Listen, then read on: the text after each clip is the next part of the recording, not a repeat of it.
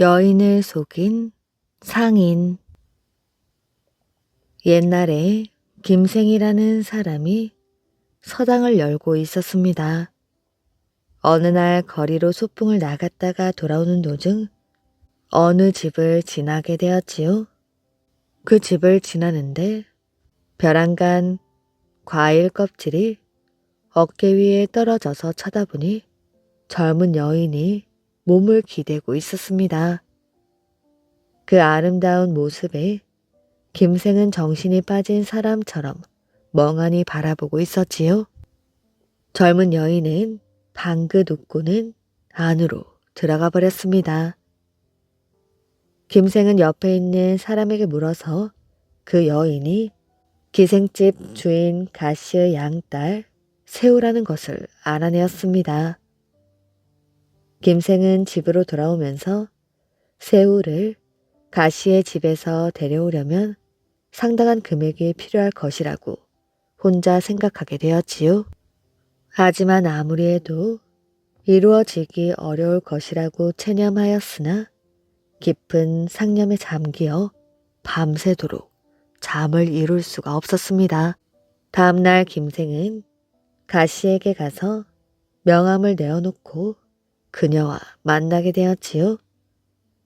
두 젊은이는 즐겁게 이야기하며 유쾌한 시간을 보냈습니다. 그날 이후 새우에게 정신을 빼앗긴 김생은 거짓 구실을 꾸며대어 동료들로부터 돈을 빌렸지요. 이렇게 하여 긁어모은 돈을 가지고 새우를 다시 찾아가게 되었습니다. 김생은 새우의 극진한 환대를 받았지요. 그리고 시 한 수를 지어서 새우에게 주었습니다. 김생의 읊은 시를 듣고 난 새우는 가슴속을 억누르지 못하며 말하였지요. 저는 천한 몸이지만 예심 깊은 남성을 찾아왔습니다. 당신께서 아직 독신이라 들었습니다. 저 같은 사람도 당신의 아내가 될 수 있을까요? 김생은 하늘에라도 오를 듯한 기쁨을 느꼈지요. 새우도 기쁨을 참지 못했습니다. 새우는 이야기를 계속하며 김생에게 재산은 얼마나 되느냐고 물었습니다. 메마른 밭이 50마지기 가량 있고 몇 칸의 초가집이 있을 뿐이요. 저는 당신과 결혼하게 되면 함께 농촌에서 살고 싶어요. 밭 40마지기의 나락을 심으면 살림은 될 수 있을 것이고 10마지기에는 뽕나무를 심기로 해요. 시간이 한가할 때에는 집에 들어앉아 당신은 책을 읽으시고 저는 배틀에 올라 명주를 짜겠어요. 그대를 데려가려면 얼마의 돈이 필요하겠소? 저의 어머니는 욕심이 많아서 요구하는 대로 따라가려면 한이 없을 것입니다. 그러나 기껏해야 200냥만 주시면 충분할 것입니다. 제가 저축한 것은 얼마 되지 않아요. 당신이 100냥만 마련하신다면 그 밖의 금액은 염려하실 것이 없습니다. 잘 아는 바와 같이 나는 가난한 사람이요. 그러니 100냥을 준비한다는 것은 무척 어려운 일이요. 마침 나와 형제같이 지내는 친구가 호남의 현지사를 지내고 있는데 방금 나를 초대하였으나 길이 너무 멀어 망설이고 있었는데 지금 그처럼 말하니 호남으로 그 친구를 찾아가 의논해보기로 하겠소. 3, 4개월 뒤에 돌아올 것이니 그동안 참고 기다려 주시오. 새우는 좋아라고 승낙을 했으므로 김생은 서당을 폐쇄하고 호남으로 여행길을 떠났지요. 그런데 그곳에 도착을 해보니 그 친구는 과오가 탈로 나서 면직을 당하고 민가의 집안채를 빌려 어렵게 살고 있었습니다. 김생은 호남까지 오기는 했으나 의지할 곳 없이 영락한 몸이 되어 고향으로 돌아갈 수도 없었으므로 그곳에서 학생들을 모아놓고 글을 가르쳐서 생계를 유지해야만 했습니다. 어느덧 3년이 지났지요. 그러나 여전히 고향에 돌아갈 여유는 생기지를 않았습니다. 그러던 어느 날 말 안 듣는 제자를 채찍으로 때렸으니 제자는 선생에게 맞은 것이 분하여 개천으로 나아가 몸을 강물 속에 던져버리고 말았습니다. 제자의 아버지는 아들이 죽은 것을 비탄한 나머지 선생을 고소하게 되었지요. 김생은 체포되어 감옥에 갇히게 되었습니다. 다행히도 다른 제자의 부모들이 모두 나서서 선생이 무고한 죄를 동정하여 차입해 주었지요. 세우는 김생과 헤어진 뒤 방 안에 들어앉아서 한 사람의 손님도 받아들이지를 않았습니다. 그 마을에 부자 상인 모 씨가 살고 있었는데 세우의 평판에 마음이 이끌려 중매쟁이를 시켜 몸값의 많고 적음을 따지지 않을 테니 꼭 혼인을 주선해 달라고 양 어머니께 신청해 왔습니다. 그러나 세우는 아무리 해도 승낙하지 않았지요. 그 뒤 상인 모 씨는 장사차 호남에 간 길에 김생의 소식을 탐문하게 되었습니다. 그때 김생은 얼마 뒤 감옥에서 석방될 날만 기다리고 있었지요. 상인 모 씨는 뇌물을 보내어 김생을 장기간 감옥에 가두도록 매수를 했습니다. 그리고 고향에 돌아와 세우의 양모에게 이렇게 말하였지요. 김생은 이미 감옥에서 죽었다고 하오. 그러나 세우는 확실한 증거가 없는 이상 믿을 수 없다고 의심했습니다. 양모가 말하였지요. 그 사내가 죽었다면 더 말할 나위도 없지만 만약 살아있다 하더라도 가난한 서생 따위의 아내가 되어 빈궁에 쪼들리며 일생을 고생하는 것보다 차라리 호강하는 살림이 얼마나 좋으냐? 김생이 가난하기는 하지만 그 본성은 결백합니다. 겉만 번드레하고 마음속이 시커먼 장사꾼에게 출가하는 것은 죽기보다 싫습니다. 세우의 태도가 이렇게 강경하자 상인 모 씨는 동료 상인에게 부탁하여 호남의 김생이 쓴 것으로 거짓 꾸민 유언장을 편지로 세우에게 보내어 그녀가 김생에 대한 희망을 단념토록 했습니다. 김생의 서신을 받은 세우는 비탄에 잠기었지요. 양모가 이렇게 타일렀습니다. 나는 네가 어릴 적부터 고생하여 너를 길러왔다. 네가 어른이 된 지 이제 2, 3년이 되었지만 돈도 벌어오지 않고 그렇다고 돈 많은 서방에게 시집도 안 가겠다니. 그럼 어찌 살아갈 작정인 것이야? 세우는 할 수 없이 상인 모 씨에게 출가하게 되었습니다. 상인 모 씨는 화려한 옷과 기금 속 그 밖의 장식품을 두둑하게 주었지요. 1년 뒤 세우는 아들 하나를 낳았습니다. 한편 김생은 제자들의 도움을 받아 무죄가 판명되어 드디어 석방이 되었습니다. 감옥에서 나온 다음에야 상인 모 씨가 자기를 모함하여 금고시킨 것임을 알아차렸지요. 평소 상인 모 씨에게 원수진 바가 없었는데 무엇 때문에 자기를 감옥에 감금시키려 했는지 아무리 생각해도 알 수가 없었습니다. 그러는 동안 제자들이 공동으로 여비를 마련해 주었으므로 꿈에도 그리던 고향으로 돌아올 수 있었지요. 3년이란 세월이 흐르는 동안 고향은 변한 바가 없었으나 밤낮을 두고 애가 타도록 그리던 세우는 이미 남의 아내가 되었다는 것을 알게 된 김생의 고통은 어디다 비할 바가 아니었습니다. 자기의 괴로움을 행상 노파로 하여금 세우에게 전달토록 하였지요.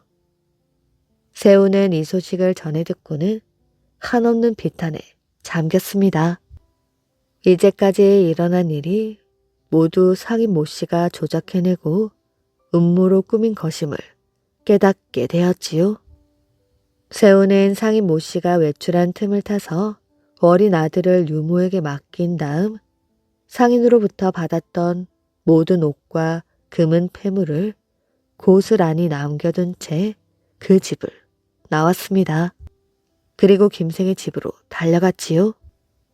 외출했다 돌아온 상인 모 씨는 격분하여 법정에 호소하게 되었습니다. 그러나 법관은 김생과 세우의 사정을 불쌍히 여기어 사건을 더 이상 묻지 않았다고 합니다. 그림 속의 소녀. 옛날 어느 마을에 맹시성을 가진 사람이 과거 시험에 급제한 주 씨와 함께 장안에 머물고 있을 때의 일이었습니다. 어느 날 소풍을 나온 두 사람은 근교에 있는 절로 들어갔지요. 나이든 스님이 혼자 살고 있었는데 손님이 들어오는 것을 보자 마중 나와 앞서서 두 사람을 안내했습니다. 법당 양편 담벼락에 그림이 있었는데 그림은 참으로 훌륭하여 그림 속의 인물이 마치 살아있는 듯 했습니다. 동쪽 담벼락에는 산화천녀의 그림이 있었는데 그 중에 한 소녀가 꽃잎을 만지며 웃음을 가득 머금고 있었지요. 앵두 같은 입술이 금방이라도 움직일 것 같았습니다. 조 씨는 꼼짝도 하지 않고 그 벽화를 들여다보고 있자니 정신이 황홀해지고 몸은 구름에라도 올라탄 것처럼 허공에 둥둥 떠올라 어느 사이엔가 담벼락 속으로 빨려 들어가고 말았지요. 문득 보니 궁전과 높은 누각이 겹겹이 세워져 있었습니다. 아무래도 인간이 사는 세계는 아닌 듯하였지요. 한 노승이 상좌에 앉아 설법을 하는 중이었고 둘레 많은 사람들이 조용하게 듣고 있었습니다. 주 씨도 그 속에 끼어들었지요. 그러자 얼마 뒤 누군가 옷소매를 살짝 이끄는 것 같아 돌아다 보았더니 아까 그림에서 보았던 아름다운 소녀가 방긋 미소를 지으며 저편으로 가자고 했습니다. 즉시 뒤따라가니 소녀가 조그마한 방으로 들어가는 것이었지요. 주 씨는 차마 뒤따라갈 용기가 없어서 발걸음을 멈추고 있었습니다. 소녀는 뒤돌아보더니 빨리 오라는 손짓을 했습니다. 그제야 빠른 걸음으로 가까이 다가가서 방 안에 아무도 없는 것을 다행히 여기며 소녀와 마주 대하였지요. 그렇게 즐거운 시간을 보낸 뒤 소녀가 문을 닫고 나가면서 주 씨를 향해 말했습니다. 기침을 하거나 인기척을 내서는 안 됩니다. 그리고 저녁 때가 되자 다시 돌아왔습니다. 이렇게 이틀이 지나니 소녀의 친구들은 눈치를 채고 여럿이 몰려와서 구석구석 찾아 결국 주 씨를 발견했습니다. 소녀의 친구들이 소녀에게 말했습니다. 언제까지나 그렇게 머리를 따 느릴 건 없잖아. 그리고 모두가 힘을 합하여 비녀와 귀고리를 가지고 와서 그녀의 머리를 틀어 올리게 했습니다. 그녀는 수줍은 듯 잠자코 있었지요. 한 여자가 얘들아, 너무 오래 있으면 안 되겠다. 아무래도 귀찮아할지 모르니까 하고 말하자 친구들은 일제히 웃음을 터뜨리며 돌아가 버렸지요. 그런데 잠시 뒤 벼랑간 군화 소리가 뚜벅뚜벅 가까워 오며 쇠사슬 끌리는 소리까지 나더니 왁자지껄 떠드는 소리가 들려왔습니다. 소녀가 깜짝 놀라 주 씨와 마찬가지로 밖을 내다보았지요.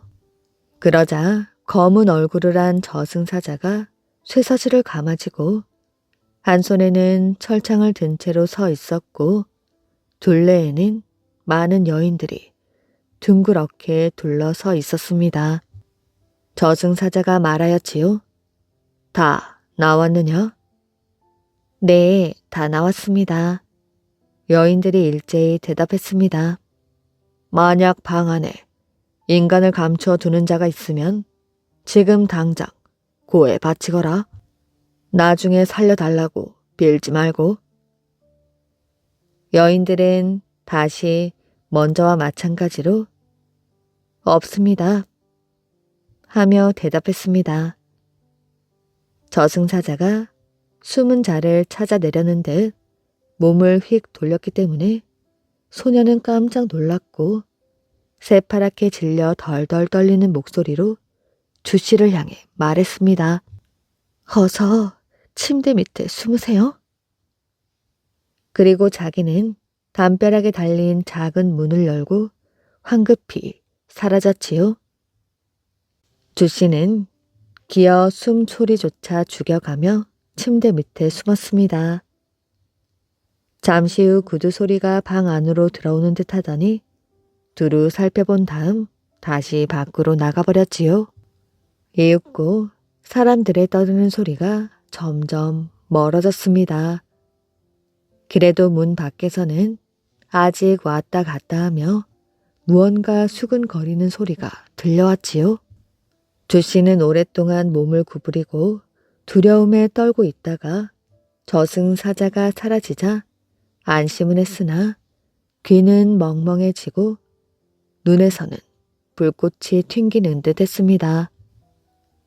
괴로움을 참을 수가 없었으나 죽을 힘을 다하여 그녀가 돌아오기를 기다리는 수밖에 없었지요. 그때 맹씨는 법당 안에 있었지만 잠깐 사이 주씨의 모습이 보이지 않으므로 이상하게 생각하여 노승에게 물었습니다. 노승은 웃으며 설법을 들으러 가신 모양입니다 하고 대답했습니다. 어디로요? 하고 맹씨가 물었지요. 그리 먼 곳도 아닙니다. 그러더니 노스님은 잠시 후 손끝으로 담벼락을 두드리며 부르는 것이었습니다. 어찌 그리 놀기만 좋아하고 돌아올 생각을 안 씁니까? 그러자 담벼락 그림 속에서 주씨의 얼굴이 나타났습니다. 귀를 기울이고 우두커니 서 있는 모습이 이편의 말소리를 들으려는 것 같았지요. 노승이 계속해서 말했습니다. 같이 오신 손님이 벌써부터 기다리고 계십니다. 그러자 주씨가 담벼락에서 둥둥 나왔지만 정신이 빠진 사람처럼 눈을 멍하니 뜬 채 다리를 부들부들 떨고만 있었습니다. 맹씨가 깜짝 놀라 어쩐 일이냐고 물으니 조금 전 침대 밑에 숨어 있으니 문을 두들기는 소리가 천둥 소리같이 요란하여 슬쩍 방을 빠져나왔다고 하였지요. 맹씨와 주씨가 같이 서서 그림 속의 소녀를 보니 머리를 높이 틀어 올려서 이미 소녀의 태는 하나도 없었습니다. 주씨가 깜짝 놀라 노승에게 그 까닭을 물었지요. 노승은 웃으며 말했습니다. 환상은 사람들이 만들어내는 것이니 소승이 무엇을 알겠소? 주씨는 가슴이 꽉 막히고 정신이 아찔하여 기운이 하나도 없었습니다. 맹씨는 영문을 몰라 어안이 벙벙하였지요. 두 사람은 즉시 자리를 떠나 법당 밖으로 나왔습니다. 우연히 살인범이 된 남자. 옛날 어느 마을에 호성과 풍한이라는 사람이 살고 있었는데 그들은 조상 대대로 서로 시기하고 미워하는 사이였습니다. 다만 호성 부자가 힘이 센 까닭에 풍한은 할 수 없이 겉으로만 사이좋게 지내었지요. 어느 날 두 사람은 같이 술을 마셨습니다.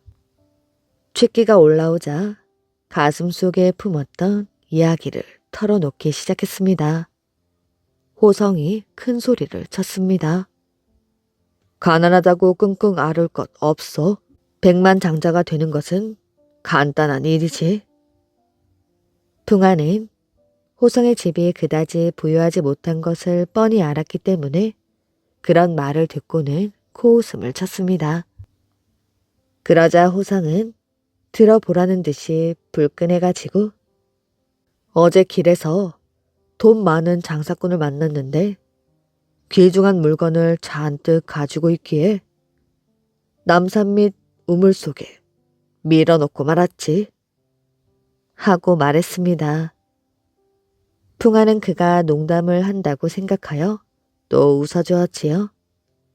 그랬더니 호성은 매부가 땅을 사기 위해 자기 집에 맡기고 간 수백 냥의 돈을 송두리째 갖고 나와서는 풍한에게 보란 듯이 자랑을 했습니다. 그래서 풍한도 호성의 말을 믿게 되었지요.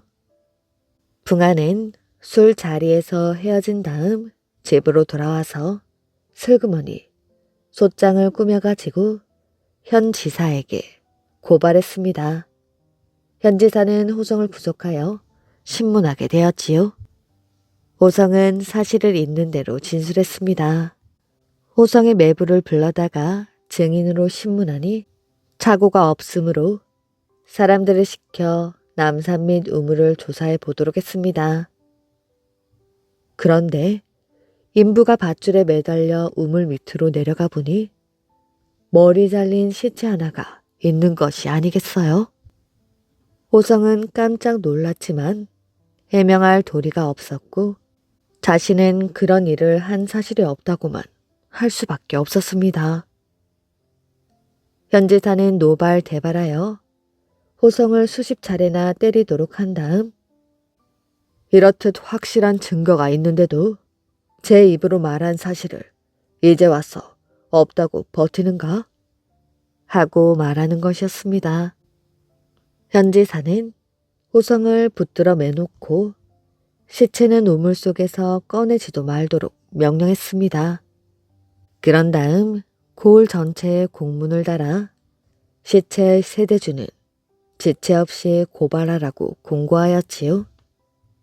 다음 날 한 여인이 솥장을 제출하며 자기는 피살자의 아내라고 호소했습니다.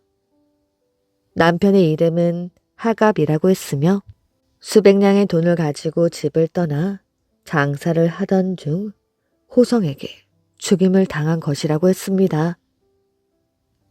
현지사가 말하였지요. 우물 속의 시체를 반드시 그대의 남편이라고 단정할 수 없지 않은가? 하지만 그녀는 자기 주장을 강하게 내세웠으므로 할 수 없이 우물 속에서 시체를 건져내어 자세히 조사를 해보니 과연 그 여인의 주장이 거짓이 아니었습니다. 그녀는 시체에 가까이 갈 생각을 않고 멀리 서서 울며 불며 떠들기만 했습니다. 진범은 이미 체포했으나 시체가 완전치 않구나. 그러니 그대는 집에 돌아가 있거라.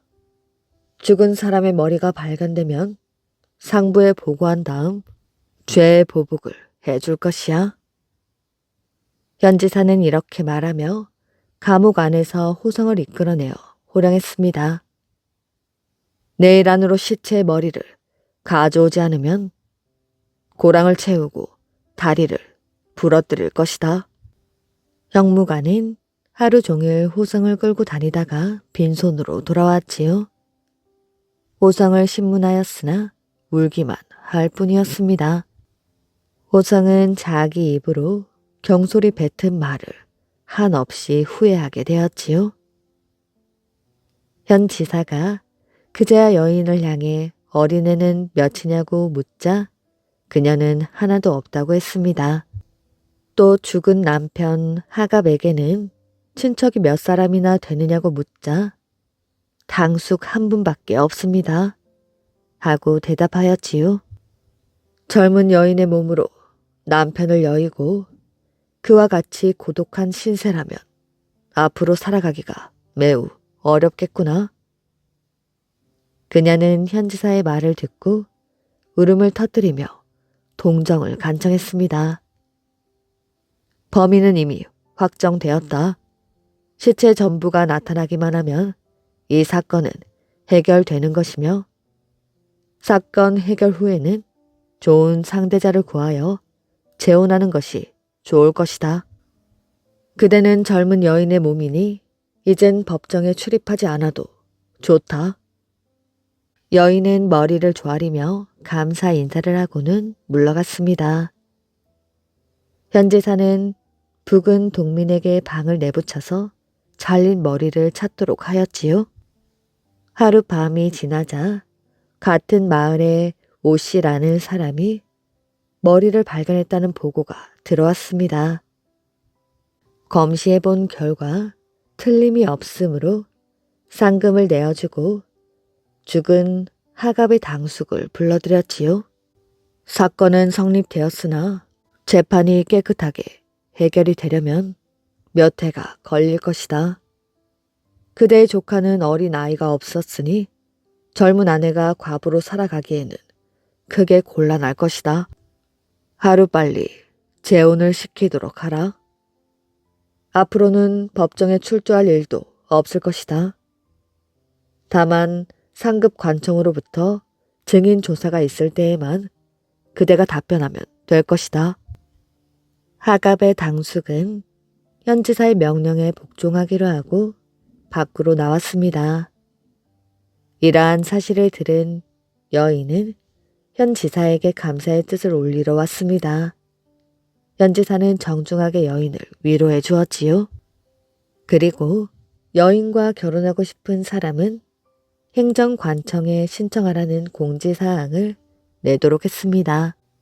그녀가 물러간 다음 구원장을 제출한 사람이 있었지요.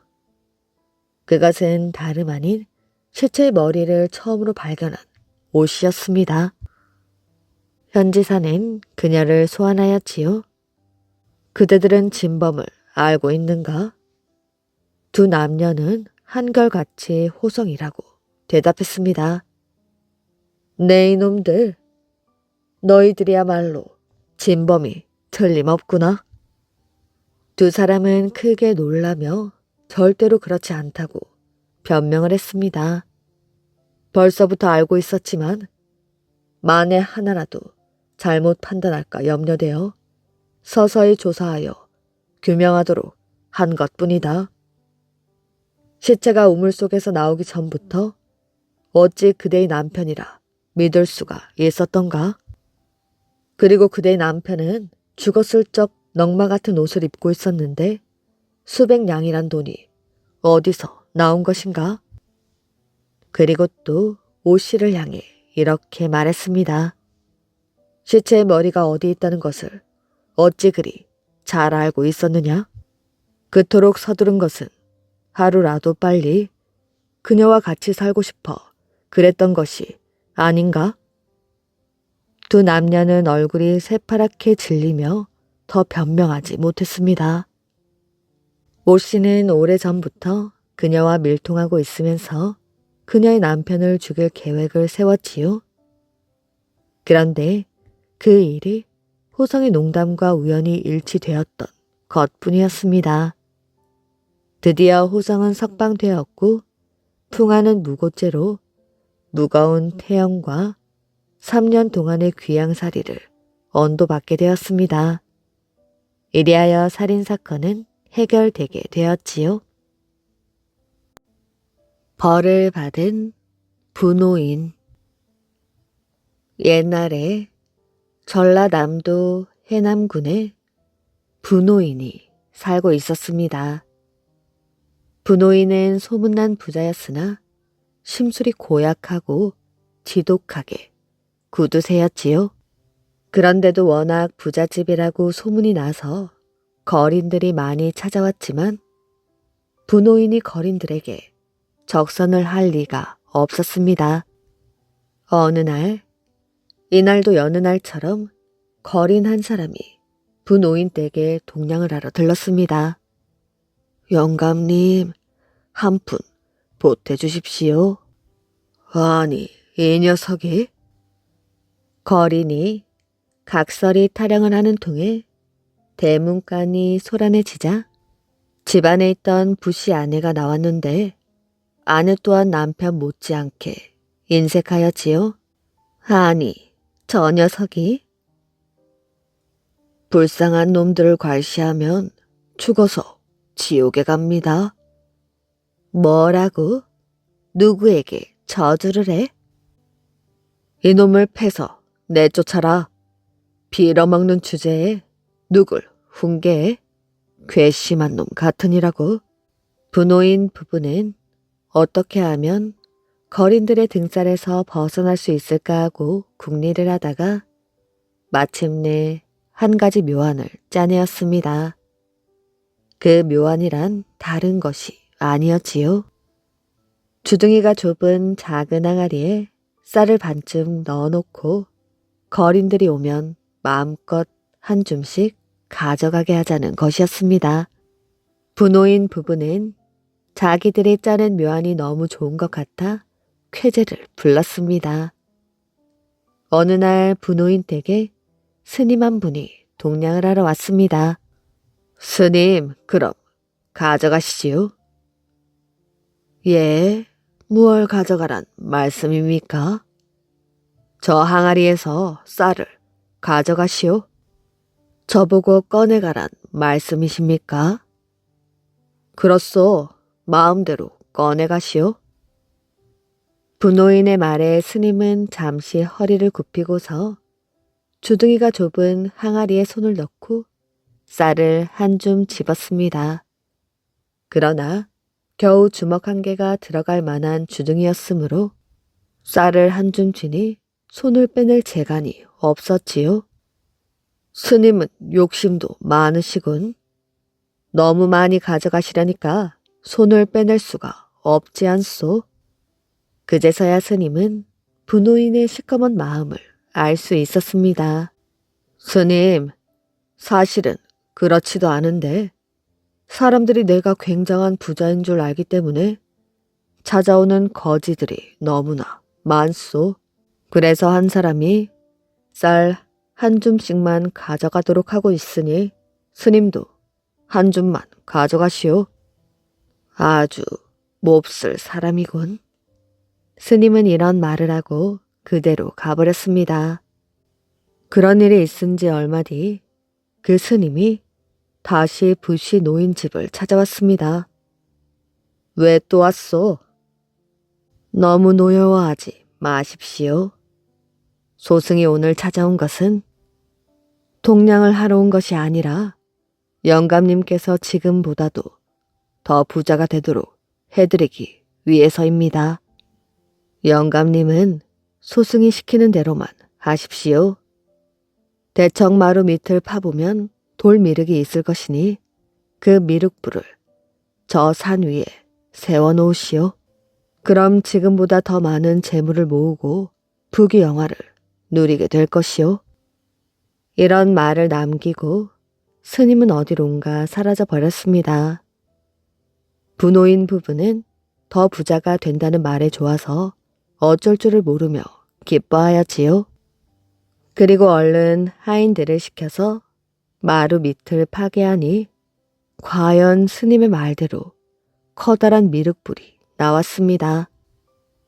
부노인 부부는 덩실덩실 춤까지 추며 기뻐하였지요. 얘들아, 어서 이 돌미륵을 저 산 위에 세워놓거라. 부노인은 하인들을 시켜서 미륵불을 산 위에 세운 다음 춤을 추며 집으로 돌아왔습니다. 그런데 부노인이 대문에 들어서자마자 힘없이 쓰러지며 허우적거리는 것이었습니다. 여보, 갑자기 왜 그러세요? 아이고. 하인들은 어찌할 바를 몰라 우왕좌왕하고 있는데 이번에는 아내마저 땅에 쓰러지는 것이었습니다. 미륵불을 산 위에 세우면 더 큰 부자가 된다더니 이게 무슨 병고인가? 그 스님이 거짓말을 하였구나. 아내가 땅을 치며 탄식을 했지만 이미 때가 늦은 것이니 이렇게 욕심 많은 부노인 부부는 시름시름 앓기 시작하더니 끝내 숨을 거두고 말았습니다. 부노인 부부가 세상을 뜨자 가세도 점점 기울어져 나중에는 집터만 남게 되었으니 훗날 이 마을 사람들은 부노인 집이 있던 터를 큰 마을이라 부르기 시작했고 부노인 부부가 너무 못되게 굴다가 벌을 받은 것을 교훈으로 삼아 착하게 살았다고 합니다. 황새 아가씨와 두루미 총각. 어느 숲속에 결혼하지 않고 혼자 사는 황새와 두루미가 있었습니다. 두루미 총각은 어느 날 빨래를 하다가 이런 생각을 하였지요. 언제까지 이러고 살아야 하나? 차라리 결혼을 해버려. 가만히 있자. 황새 아가씨가 시집을 가지 않고 혼자 살고 있다지. 두루미 총각은 황새 아가씨의 집을 찾아가게 되었습니다. 아가씨 혼자 사신다고 들었습니다. 몹시 외로우실 텐데 저와 함께 사시는 게 어떻겠습니까? 그러자 황새 아가씨는 고개를 저었습니다. 당신 같은 사람과 사느니 혼자 사는 게 나아요. 당신에게 무슨 매력이 있나요?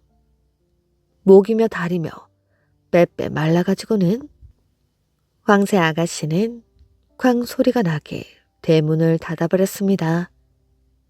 두루미 총각은 얼굴이 화끈 달아올랐지요. 자기는 무슨 매력이 있나? 긴 다리로 성큼성큼 걷는 주제에. 헤이, 재수없게. 황새 아가씨는 두루미 총각을 돌려보내고 마음이 편치 않았습니다. 결혼 문제를 좀 더 신중하게 생각해서 결정할 거라는 후회가 있었지요. 지금도 늦지 않았어. 시집갈 마음이 생기면 직접 찾아가서 얘기해야겠다. 황새 아가씨는 두루미 총각과의 결혼 문제를 며칠 동안 깊게 생각해 보았습니다. 그래, 시집을 가는 거야. 혼자 살면 뭐해? 황새 아가씨는 이렇게 결심하고 두루미 총각의 집을 찾아가게 되었지요. 대문을 두드리자 두루미 총각이 얼굴을 내밀었습니다. 어쩐 일이요? 우리 집까지 다 찾아오고. 두루미 총각은 곱지 않은 시선을 보내었지요. 저 드릴 말씀이 있어서요. 당신의 청혼을 받아들이기로 했습니다. 그러나 두루미 총각은 콧방귀를 뀌었지요. 뭐라고? 매력 없다고 할 때는 언제고? 왜 이랬다 저랬다 하는 거요? 변덕이 심한 당신 같은 양반은 밥맛이에요. 당장 내 앞에서 사라져 주세요. 두루미 총각은 지난번의 일로 마음이 몹시 언짢아 있었습니다. 그래서 황새 아가씨를 호되게 꾸짖었지요. 황새 아가씨는 분통이 터졌습니다. 자존심을 죽이고 찾아가 먼저 고개를 숙였는데 자신의 청혼을 한마디로 거절하고 무안까지 주니 분하고 억울하여 견딜 수가 없었지요. 황새 아가씨는 화가 나서 씩씩거리며 집으로 향했습니다.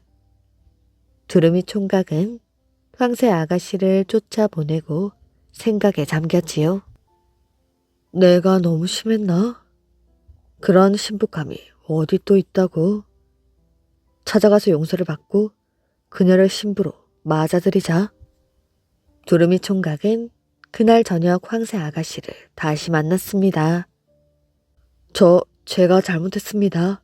뜻하지 않게 당신을 화나게 했군요. 우리 화해하고 결혼을 합시다. 뭐라고요? 당신에게는 정남이가 떨어졌어요. 다시는 내 앞에 나타나지 말아요. 아직까지 화가 풀리지 않은 황새 아가씨는 두루미 총각을 매몰차게 대했습니다. 두루미 총각은 쓸쓸히 돌아올 수밖에 없었지요. 황새 아가씨는 그날 밤을 뜬 눈으로 지새웠습니다. 화를 가라앉히고 곰곰이 생각해보니 아무래도 두루미 총각과 결혼해야 할 것 같았지요. 그 총각이 아니면 영영 시집을 가지 못하게 될지도 몰라. 평생 혼자 살아야 한다니 절대로 놓치지 말자. 황새 아가씨는 마음속으로 굳게 다짐하고 다음날 아침 두루미 총각의 집 대문을 두드렸습니다. 두루미 총각은 졸린 눈을 비비며 대문을 열었지요. 안녕하세요. 황새 아가씨는 쾌활한 목소리로 인사했습니다. 그러나 두루미 총각은 인상을 찌푸리고 있었지요.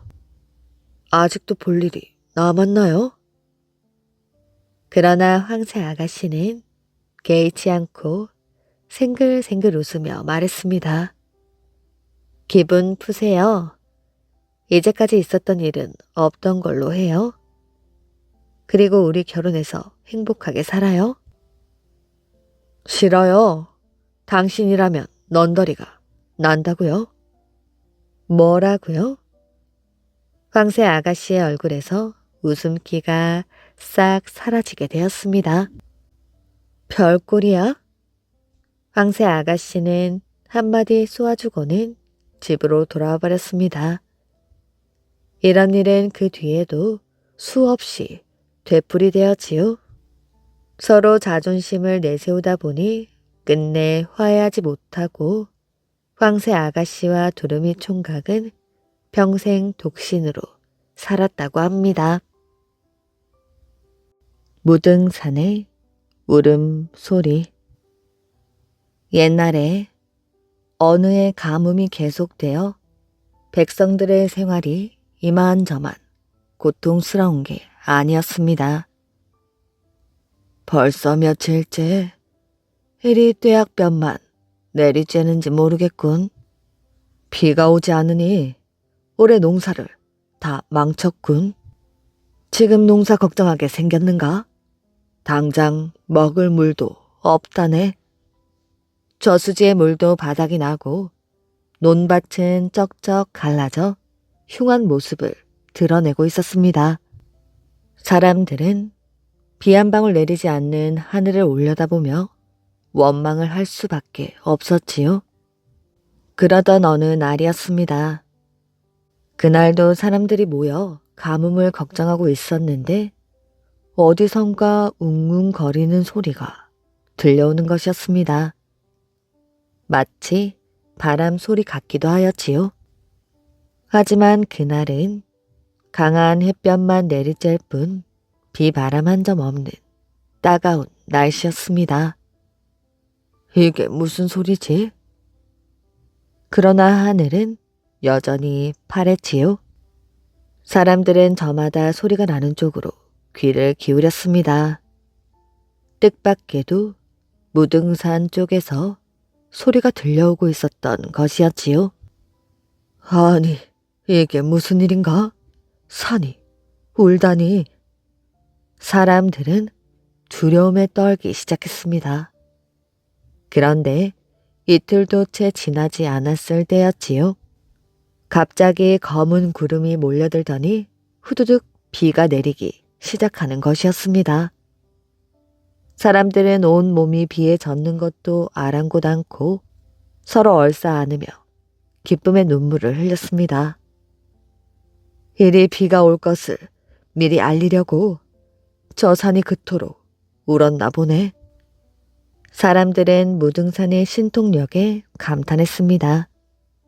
실제로 신증 동국 여지 승람에는 다음과 같은 기록이 있습니다. 날이 가물다가 비가 오려고 할 때나 오랫동안 비가 오다가 개려고 할 때에는 산이 우는데 그 소리가 수십 리까지 들린다. 며느리를 고발한 시어머니. 옛날 어느 마을에 과부 시어머니와 과부 며느리가 같은 집에서 살고 있었습니다. 과부 시어머니는 행실이 아름답지 못하여 같은 마을의 사내들이 빈번하게 드나들었지요. 시어머니 행실을 마땅치 못하게 생각한 며느리는 시어머니 몰래 대문 밖이나 담장 밖에 나가서 사내들이 들어오는 것을 막아버렸습니다. 시어머니는 부끄러운 마음에 당치도 않은 구실을 대어 며느리를 쫓아버리려고 하였지요. 그러나 며느리는 물러서지 않았습니다.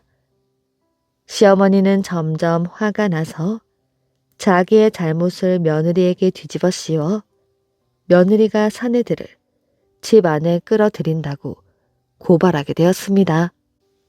마을 사또가 그 남자들이 누구냐고 물었지요.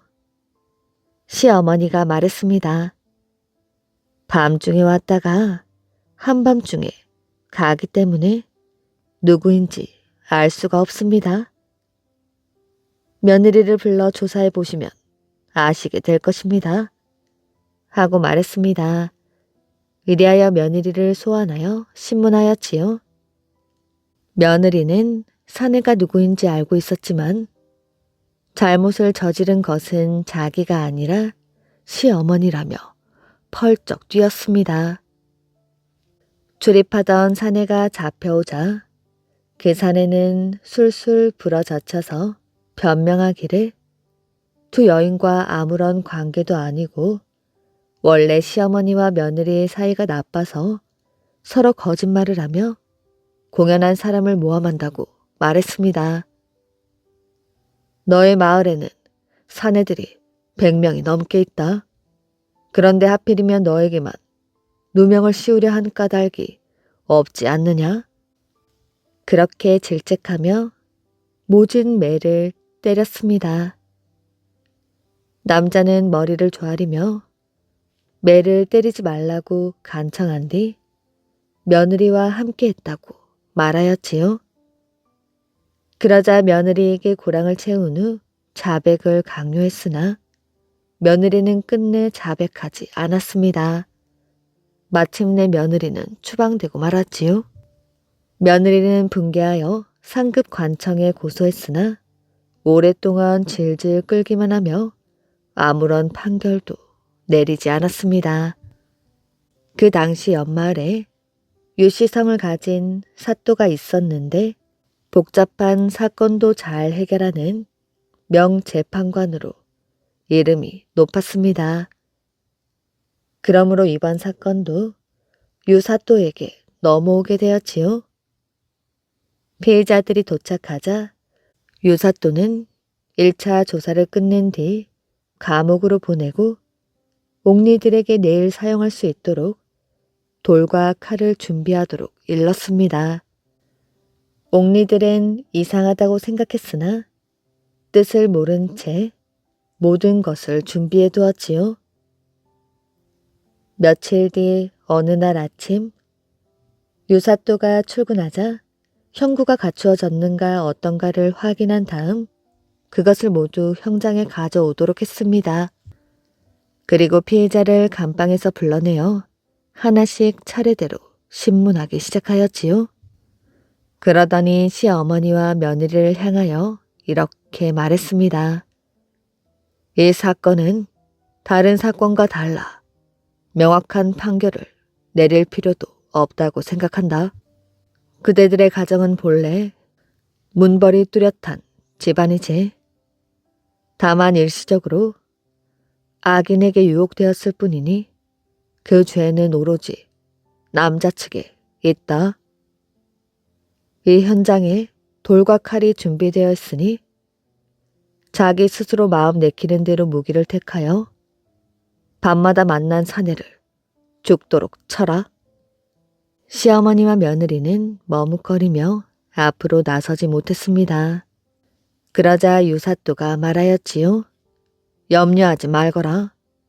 내가 이렇게 지켜보고 있으니 그대들에게 죄가 돌아갈 까닭은 없다. 그제서야 시어머니와 며느리는 안심한 듯 일어서서 돌을 주워 사내에게 던졌지요. 며느리는 오랫동안 원한이 사무쳐 있었기 때문에 양손에 큰 돌을 지켜들고 한 번에 죽어라 하고 내리친 반면 시어머니는 작은 돌을 들어서 형식적으로 엉덩이나 허벅지 근처를 두들기고 있을 뿐이었습니다. 유사또는 이번엔 칼을 사용하라고 했습니다. 시어머니는 얼굴빛이 새파랗게 질리며 주저하였지요. 그러자 유사또는 그것을 만류하고 죄인이 누구인지 이제 알았다 라고 했습니다.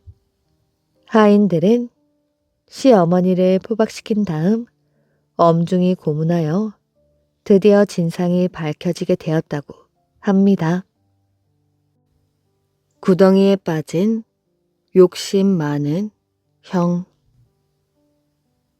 베트남의 어느 강가 마을에 욕심 많은 형과 착한 동생이 살고 있었습니다. 그러던 어느 날 갑자기 부모님이 돌아가시게 되었지요.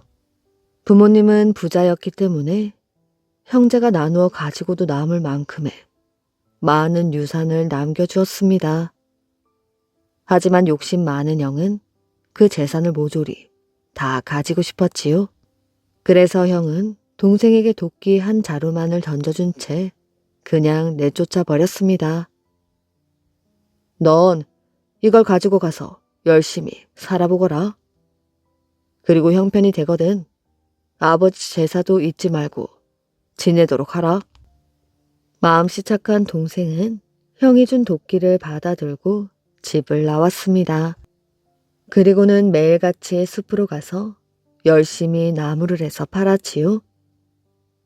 하지만 나무를 판 돈으로 제사는커녕 굶지나 않을 정도였지요. 그러던 어느 날 동생은 나무를 하다가 깜빡 잠이 들게 되었습니다. 그런데 그 틈에 어디선가 원숭이 무리가 나타나 동생을 업어가게 되었지요. 원숭이들은 우두머리 원숭이 앞으로 동생을 끌고 갔습니다. 우두머리 원숭이는 동생을 이리저리 살피더니 부하 원숭이들에게 물었습니다. 이 녀석을 금 구덩이에 묻을까? 은 구덩이에 묻을까? 그러자 원숭이들이 하나같이 큰 소리로 외쳤습니다. 금 구덩이요. 그때까지도 정신없이 자고 있던 동생은 졸지에 금 구덩이라는 곳에 묻히게 되었습니다. 얼마 뒤 잠을 자고 난 동생이 눈을 뜨고 보니 이리 보아도 금, 저리 보아도 금, 온 천지가 금투성이인 금구덩이 속에 자기가 누워있는 것이었습니다. 깜짝 놀란 동생은 이게 웬 횡재인가 싶어 있는 대로 금을 퍼 가지고 집으로 돌아왔습니다. 그러고는 형에게 가장 먼저 연락을 하였지요. 형님, 그동안 제가 형편이 어려워 아버지 제사를 못 지냈는데 이젠 형편이 나아졌으니 저희 집에 오셔서 제사를 같이 지내요. 형은 코웃음을 쳤습니다. 네가 형편이 나아졌다니 다행스러운 일이구나. 하지만 너희 집까지 가려면 이 귀한 몸이 움직여야 하는데 난 금길이 아니면 가지 않는단다. 그러니 네가 땅을 사서 그 길에 금칠을 해놓으면 내가 가주지. 동생은 형의 말대로 길을 사서 그 위에 금칠을 한 다음 형을 초대하게 되었습니다. 연락을 받은 형은 그 자리에서 까무러칠 뻔하였지요. 도끼 한 자루를 주어 내쫓은 동생이 큰 부자가 되었으니 그럴 수밖에 없었습니다. 형은 동생에게 물었지요. 동생이 대답했습니다. 형이 준 도끼로 나무를 하다 깜빡 잠이 들었는데 원숭이들이 저를 데려다가 금 구덩이에 묻었어요. 동생의 이야기를 들은 욕심 많은 형은 그 길로 도끼를 들고 숲으로 갔습니다. 그러고는 아무 나무나 찍어대게 되었지요. 이제는 나타나겠지. 형은 도끼를 내던지고 나무 아래에 누워서 잠이 든 척을 하였지요. 그러자 정말로 원숭이 무리가 나타나는 것이었습니다. 형은 눈을 꼭 감은 채 우두머리 원숭이 앞으로 갔습니다. 우두머리 원숭이가 형을 쓱 보더니 부하들에게 물었습니다. 이 녀석을 금 구덩이에 묻을까? 은 구덩이에 묻을까? 그러자 원숭이들이 일제히 외쳤지요. 은 구덩이요. 자는 척을 하고 있었던 형은 은 구덩이라는 소리에 눈을 번쩍 뜨고는 큰 소리로 외쳤습니다. 아니, 금 구덩이에 묻어주세요. 그러자 깜짝 놀란 원숭이들이 한꺼번에 형에게 달려들게 되었습니다. 그러고는 땅 밑 지하 세계로 형을 휙 하고 집어던졌습니다. 그 뒤로 욕심쟁이 형을 본 사람들은 아무도 없었다고 합니다.